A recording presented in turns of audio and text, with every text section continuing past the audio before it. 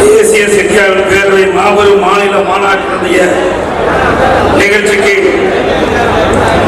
தலைமை தாங்கி தலைமை உரையாற்றிய தேசிய செட்டியார் பேரவை நிறுவனத்துடைய தலைவர் சகோதர உயர்திரு PLA ஜெகநாத் மிஸ்ரா அவர்களை இந்த சிறப்பான நிகழ்ச்சியை அற்புதமான கருத்துக்களை வழங்கி அமர்ந்திருக்கின்ற கழகத்துடைய ஒருங்கிணைப்பாளர் மாண்புமிகு துணை முதலமைச்சர் அண்ணன் திரு O பன்னீர்செல்வம் அவர்களே, இந்த சிறப்பான நிகழ்ச்சிகளை சிறப்புரையாற்றிய மாண்பு அமைச்சர் சகோதரர் உணவளிப்பேட்டை திரு K ராதாகிருஷ்ணன் அவர்களே,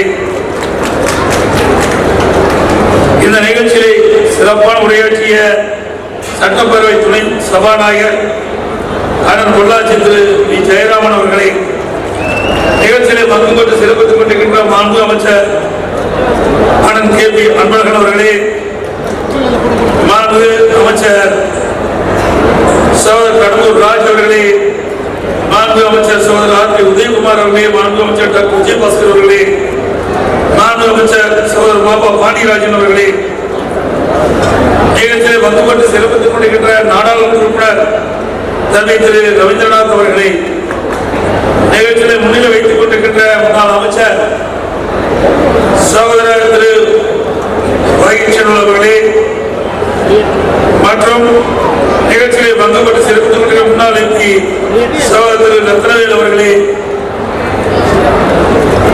ஆவின் தலைவர் சகோதரர் திரு கார்த்திகேயன் அவர்களே, வரவேற்பு நல்கிய கௌரவ தலைவர் சகோதரர் திரு ஜெயராமன் அவர்களே, கொடியேற்றி துவக்கி வைத்த கௌரவ ஆலோசகர் திரு பாஸ்கரன் அவர்களே மற்றும் இங்கே வருகிறது சிறப்பித்துக் கொண்டிருக்கின்ற பல்வேறு செட்டியார் சமூகத்தைச் சேர்ந்த தலைவர் பெருமக்களே, நிர்வாகிகளே,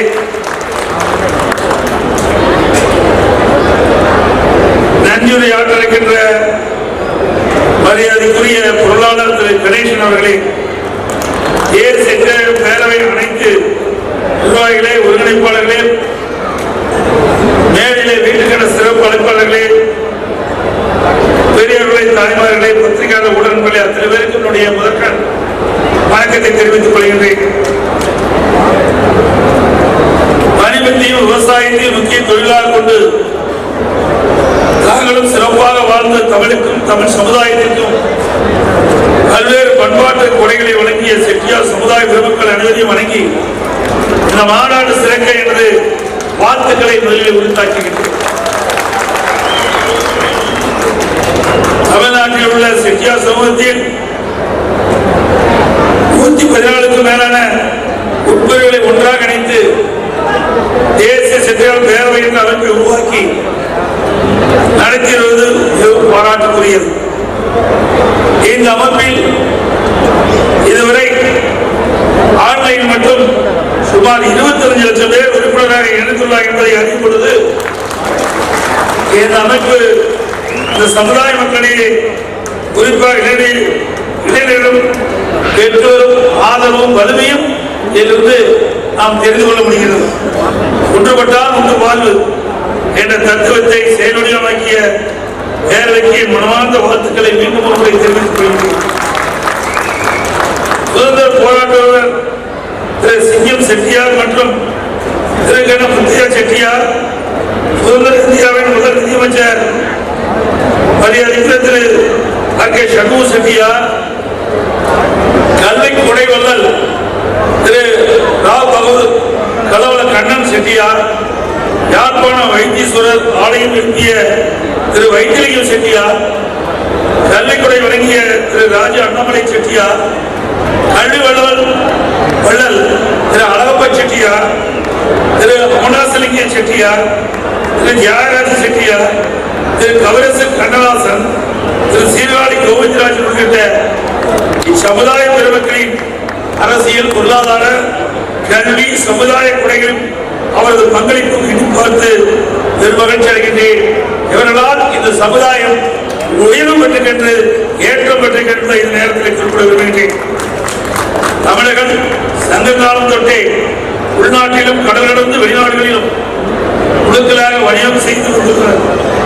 எகமம், மணிக்கிராமம், இசை 1500 ஞானதேசிகன், இளஞ்சியர், சித்திரமேனி, பெரிய நாடு, அஞ்சிவண்ணம் போன்ற பல்வேறு வணிக குழுக்கள் பண்டைய காலங்களில் இருந்தே நாம் அறிய முடிகிறது. சிலப்பதிகார தலைவர் கோவலன் தந்தை ஆசாத்துவன் என்றும் கண்ணகின் தந்தை ஆனதைக்கியன் என்றும் குறிப்பிடுகின்றனர். சாத் என்றால் அறவழி வணிக குழுவாகும். அதுபோன்றே நாவிகர் என்றால் கப்பலை உடையவர் என்று பெயர். எனவே பெரிய கடல் வணிகருக்கு மாணவிகர் என்று பெயர். இது மதுரை மாநகன் ஆகிய வரலாற்று ஆசிரியர். பண்டைய காலத்தில் சேர சோழ பாண்டிய மன்னர்கள் கடல் வணிகம் மூலம் அயல் நாட்டுடன் நல்லுறவு கொண்டிருந்தனர். அதே நேரத்தில் கடல் வணிகம் கட்டுப்படுத்தப்பட்ட பொழுது அந்நாடுகளுக்கு படையெடுத்து சென்று நிலைமையை சீர் செய்துள்ளது என்பதையும் அறிய முடிகிறது. அம்மாவின் அரசு சாலையோடு சிறு வியாபாரம் செய்வதுடன் மிகப்பெரிய வணிகர் வரை அனைவருக்கும் ஒரு பாதுகாப்பாக விளங்கி வருகிறது. அனைவரும் நிம்மதியாக தொழில் செய்யும் நிலையை அம்மாவின் அரசால் மட்டுமே தமிழ்நாட்டில் உருவாக்கி தர முடியும் என்பதை நீங்கள் மட்டுமல்ல தமிழ்நாடு மக்கள் அனைவரும் உணர்வார்கள். வியாபாரத்திற்கு விவசாயம் மற்றும் தொழில் உற்பத்தி மிகவும் முக்கியமானது. விவசாயத்திற்கும் தொழிலுக்கும் அம்மாவின் அரசு அதிக முக்கியத்துவம் கொடுத்து பெரும் புரட்சி கண்டு வருகிறது. விவசாயத்திற்கு நீர் அவசியம் என்பது இல்லை. நீர் மேலாண்மையில் அம்மாவின் அரசு அதிக கவனம் செலுத்தி இன்று தமிழ்நாட்டை நீர்மிகை மாநிலமாக உருவாகியுள்ளது. இந்த கொரோனா காலத்தில் கூட அதிக அளவு தொழில் முதலீட்டை ஈர்த்து தமிழ்நாட்டிற்கு அம்மாவின் அரசு பெருமை சேர்த்துள்ளது. தமிழ்நாட்டில் வாழும் தெலுங்கு உள்ளிட்ட மொழி சிறுபான்மையின் நலன் மிகுந்த அக்கறை கொண்ட அம்மாவின் அரசு தமிழ்நாட்டில் மொழிவழி சிறுபான்மை சமூக பொருளாதார மேம்பாடு ஆணையத்தினை உருவாக்கியுள்ளது. அம்மா சமநீதி காத்த வீராங்கனை வழியில் அம்மாவின் அரசு அனைத்து சமுதாய மக்களும் புதிய விகிதாச்சார வளர்ச்சி கிடைக்க வேண்டும் என்பதற்காக ஜாதிவாரி கணக்கெடுப்பு எடுக்க நடவடிக்கை எடுக்கப்பட்டு வருகிறது. அம்மாவின் அரசு என்றும் பிற்படுத்தப்பட்ட மிகவும் பிற்படுத்தப்பட்ட மற்றும் சிறுபான்மை நிலையில் மிகவும் அக்கறை கொண்ட செயல்படுகிறது. அவரை காப்பதில் என்றும் முன்னோடியாக விளக்கிறது. கல்விக்கொடை, சமயக்கொடை மற்றும் பல்வேறு அரசியல் மூலம் இன்று உலகெங்கும் தமிழ் மொழியும் தமிழ் கலாச்சாரம் வருவதற்கு பெரும் வகித்தது. சமுதாய மக்கள் தமிழ்நாடு என்றும் நன்றி கடன் பெற்றுள்ளது என்பதை நேரத்தில் தெரிவித்து வருகிறேன். இன்றைக்கு அனைத்து இந்திய அண்ணா திராவிட முன்னேற்ற கழகத்தில் தான் இன்றைக்கு மாண்பு கால்நடைத்துறை அமைச்சர் சகோதரர் உடுமலைப்பேட்டை ராதாகிருஷ்ணன் அவர்கள் பணியாற்றி வருகிறார். இந்த பொறுப்புக்கு அவர் வந்த பிறகுதான் இந்த கால்நடைத்துறையே இந்த நாட்டிற்கு இன்றைக்கு விளம்பரமாகிறது. அவர் அமைச்சராக பொறுப்பேற்ற பிறகுதான் 3 கால்நடை மருத்துவக் கல்லூரி ஆராய்ச்சி நிலையத்தை நாங்கள் கொண்டு வந்திருக்கிறோம். இன்றைக்கு ஆசியாவிலேயே மிகப்பெரிய கால்நடை பூங்கா சேலம் தலைவாசி கூட்டுரோட்டிலே ஏற்படுத்தியிருக்கின்றோம். இந்த ஆசியாவிலேயே மிகப்பெரிய கால்நடை பூங்கா சுமார் 1000 கோடி ரூபாயில 1023 ஏக்கர்ல உருவாக இருக்கின்றது. அந்த கால்நடை பூங்கா உருவாக்குவதற்கு அடித்தளமாக விளங்கியவர் சமுதாயத்தை சேர்ந்தவர்கள் என்று சொல்லுகின்ற பொழுது அன்றைக்கு பெருமைக்குரியவர் இந்த சமுதாய மக்கள். அது ஆரம்பிக்கிறது மட்டுமல்ல, அதற்கு அடிக்கல் நாட்டப்பட்டு அந்த கட்டடத்தை 2 நாட்கள் முன்பு திறந்து வைத்த பெருமையும் சமுதாய மக்களை. அதே போல இன்றைக்கு இந்த சமுதாயத்தை சேர்ந்தவர்களுக்கு பொறுப்பை கொடுக்கின்ற பொழுது அந்த பொறுப்பை உணர்ந்து அதற்கு ஏற்றவாறு இன்றைக்கு செயல்படுத்தி கொடுத்து மக்களுடைய நன்மதிப்பை பெறக்கூடியவர்கள். அந்த வழியிலே காவல்துறை அமைச்சர் சகோதரர் உடுமலைப்பேட்டை ராதாகிருஷ்ணன் அவர்கள் உரக்கடை கோழி வளர்ப்பு திட்டத்தை கொண்டு வரலாம், அது மக்களிடத்திலே மிகப்பெரிய வரவேற்பை கொடுக்கும் என்ற இடத்திலே சொன்னவுடன் அந்த திட்டத்தை கொண்டு வந்து கிட்டத்தட்ட 5 லட்சம் பேருக்கு அந்த உரக்கடை கோழி வளர்ப்பு திட்டத்தை நாங்கள் கொடுத்திருக்கின்றோம். ஆக மக்களுடைய எண்ணத்தோடு என்ன ஓட்டத்திற்கு தகுந்தவாறு திட்டத்தை தீட்டி செயல்படுத்தக்கூடிய சமுதாயம் இந்த செட்டியார் சமுதாயம் என்பதை அதே போல நம்முடைய சட்டப்பேரவை துணைத் தலைவர் இன்னைக்கு அனைத்து இந்திய அண்ணா திராவிட முன்னேற்ற கழகம் பொன்மனச்செம்மல் புரட்சித் தலைவர் காலத்திலிருந்து இன்று வரை பல்வேறு பதவிகளை வைத்தவர். இந்த இயக்கத்தினுடைய முன்னோடி பொறுப்பாளர் இருக்கின்றார். மூத்த கட்சி நிர்வாகி இருக்கின்றார். அவரும் அதே போலதான் இந்த நாட்டிற்கு நல்லது செய்ய வேண்டும், நாட்டு மக்களுக்கு நன்மை கிடைக்க வேண்டும் என்று இன்றைக்கு எதையும் இன்றைக்கு அரசுடைய கவனத்தில் கொண்டு வந்து அதை செயல்படுத்தக்கூடியவர். அந்த பகுதியிலே அவருடைய பகுதியிலே பொள்ளாச்சி பகுதி நன்றிமரம் விவசாயிகள் நிறைந்த பகுதி. அந்த விவசாயிகள் நலன் கருதி அங்கே நீராபானம் அங்கே தயாரிப்பதற்கு நீங்கள் உதவ வேண்டும் என்று கோரிக்கை வைத்து அந்த கோரிக்கையை பெற்று தந்தவர் அறிவிச்சவர் அண்ணன் பொள்ளாச்சி ஜெயராமன். அதே போல அந்த தொகுதி வளம் பெறுவதற்கு அதிகமான திட்டங்களை என்னிடத்திலே கேட்டு பெற்ற சட்டமன்ற வரிசையிலே முதலிடத்தில் இருக்கின்றவர் அண்ணன் பொள்ளாச்சி ஜெயராமன் அவர்கள். எனவே இந்த சமுதாயத்தைச் சேர்ந்த இருவருமே தங்களுக்கு கொடுக்கப்பட்ட வாய்ப்பை நல்ல முறையில் பயன்படுத்தி இந்த சமுதாய மக்களுடைய பெயர் மேலும் மேன்மலை செய்வதற்கு உழைத்தவர் நம்முடைய சகோதரர் இருவரும் இந்த நேரத்தில் கடைபிடிக்கின்றேன். அதே போல இந்த சமுதாயம் மக்களுடைய தொடர்புடைய சமுதாயம். ஏன்னா வணிகம் என்பது சாதாரண விஷயம் அல்ல. நான் சிறு வயதில் இருக்கின்ற பொழுது எனக்கு அருகாமையில் இருக்கின்ற ஊர் கோயிலை பற்றி அந்த ஊருக்கு சென்றுதான் பொருளை வாங்க வேண்டும். அங்கே செட்டியார் சமுதாயத்தை சேர்ந்துதான் மலை கடை வைத்திருப்பார். எங்கே செல்ல வேண்டும் செட்டியார் கடைக்கு செல்வது.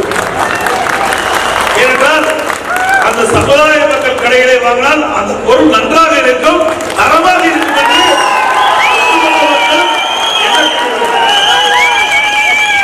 என்று பெரும்பாலும் தமிழ்நாடு முழுவதும் விரிந்து பரவி இருக்கின்ற ஒரு சமுதாயம் என்று சொன்னால் அந்த செட்டியார் சமுதாயம்.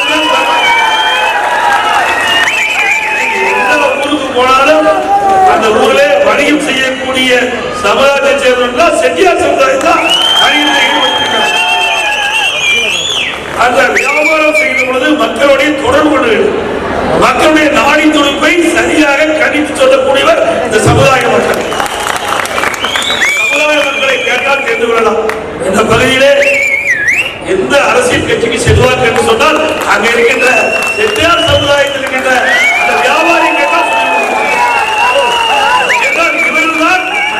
மக்களோடு தொடர்பு கொள்ளக்கூடியவர், வணிக ரீதியாக தொடர்பு கொள்ளக்கூடியவர்.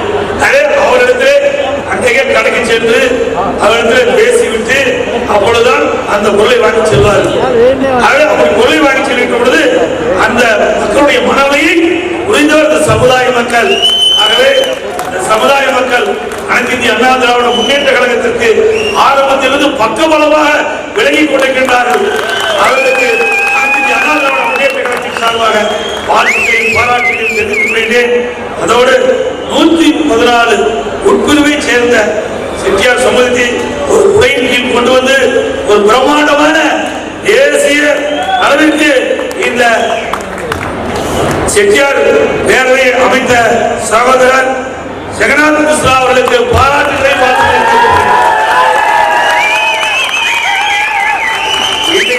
ஒரு சமுதாயம் என்று எடுத்துக்கொண்டாலே பல தலைவர் சொல்வார். ஆனால் 114 உட்பிரிவையும் ஒன்றாக இணைத்து இன்றைக்கு மிகப்பெரிய மாநாடு